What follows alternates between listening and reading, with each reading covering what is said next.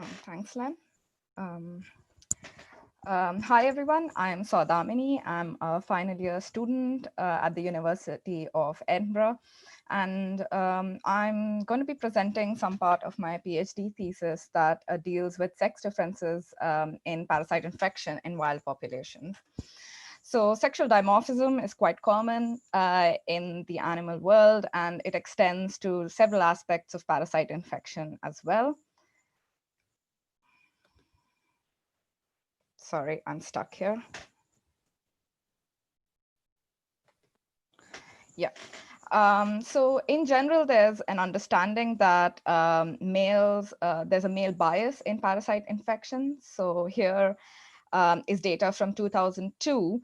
And on the bottom panel here, you can see that men in the blue lines have a higher rate of mortality compared to women due to parasitic and infectious diseases. And this male bias is not just restricted to humans. So this is also seen in mammals in general. So in this plot here, this is work from a meta-analysis done in the same year. And on the x-axis here is the degree of male bias. So all points to the right of the dotted line indicate a male bias in parasite infection. And as you can see here, the authors showed a very small but significant male bias in parasite infection. Obviously, this phenomenon is interesting to me as a disease biologist just for fundamental reasons, but also you can imagine this is important for disease management and just understanding transmission. Um, so this particular meta-analysis was one of the first large synthesis to show this male bias, and there have been several studies since. However, one of the downsides of such studies is that they do not control for other host traits that can also affect parasite infection. So this meta-analysis showed that sex has an effect on the probability of an individual being infected, but also other host traits such as the body mass or condition, the age, and the reproductive condition of the individual will also have an effect on the probability of infection. It is important to note here that all of these other host factors are not independent of sex. So we know that males in general are larger than females. Um, Males and females have different rates of aging and allocate resources differently to reproduction. So my main question in this is how inclusion of all of these other traits helps our understanding of these sex differences. So to address this question, I used this study system. These are mice. They're common rodents found all across Europe and the UK. And the great thing about this system is that they have a lot of natural parasites and across a whole range of taxa, which make them a really ideal system to ask these questions on. So particularly, I used a data set from a long-term study of wild wood mice. So this study was carried out in Liverpool, just in and around Liverpool. And it was done over 6 years, which provided me with a lot of temporal replication from 2009 to 2014. Each year, this was done across the year, so it covered a lot of different seasons. There was also a lot of spatial replication. The studies were carried out at 7 different sites. And all in all, I have data from about 3,900 unique individuals that were captured multiple times. And at each capture, all of these individuals were weighed, and a lot other traits such as body condition and reproductive condition were noted. Here you can, I think, see, I don't know if you can see it, but there's a little mouse in the bag. Um, One of the main strengths of this data set was the parasite data that we have for these individuals. So this has 14 parasite species, and this is what sets this study apart from several others, because most studies report male bias when they're looking at one particular focal parasite or one or two focal parasites. And I was really curious to understand how inclusion of the parasite community of the system um, uh, uh, changes our understanding of sex differences. So all in all, this was a big data set with about 59,000 data points. So with this data set, I asked two main questions. First, are there sex differences in probability of infection, which is similar to the question that the first meta-analysis that I showed you asked.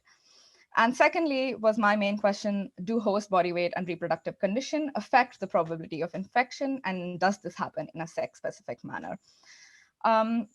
So because this was such a large data set, I know that any analysis can very quickly devolve into a fishing expedition. So to avoid that, I restricted myself to running just two models. So the first one was for the first question, where where infection status was the response variable. So just whether the individual was infected with a given parasite or not. And then I had sex as a fixed effect, interacting with the parasite. The second model was similar, except it included the body weight and reproductive condition of the individual, and all the other variables were the same. I controlled for differences in site and year of study by including site, year, and the individual ID as random effect. So going on to the results. The answer to the first question, are there sex differences in probability of infection? So here we go. On the x-axis is log odds ratio, which is a measure of degree of sex difference. So as indicated here, and all points to the right indicate a male bias, and everything to the left indicates a female bias. So overall, there was no sex difference. However, we did see sex differences for 4 out of the 14 parasites. So here you can see the wood mouse herpes virus, 2 of the blood-borne parasites, and 1 ectoparasite showed a sex difference, with 3 of them showing male bias, whereas the mites had a very short female bias, a very small female bias. Moving on to the question of whether inclusion of host traits tells us anything more.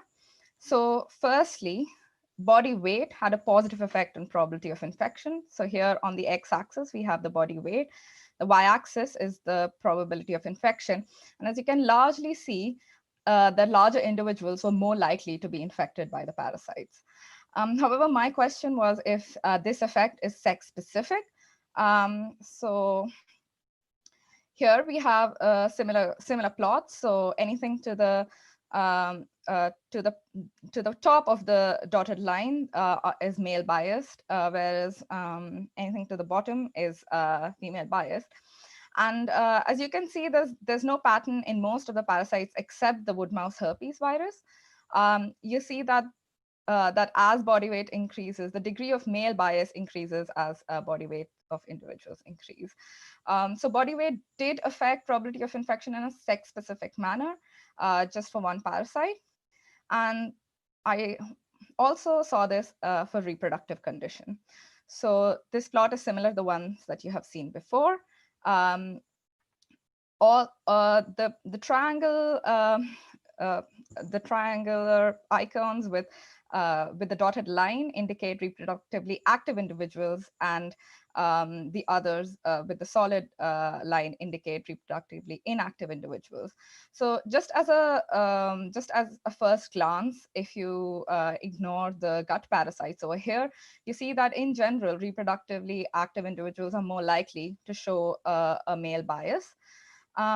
Just for your reference, I've indicated the 4 parasites that previously showed a male bias. And you can see that for most of them, the male bias is only seen in reproductive individuals. So to conclude, male mice were more likely to be infected, but this was only for 3 out of the 14 parasites, and really questions how universal the male bias is.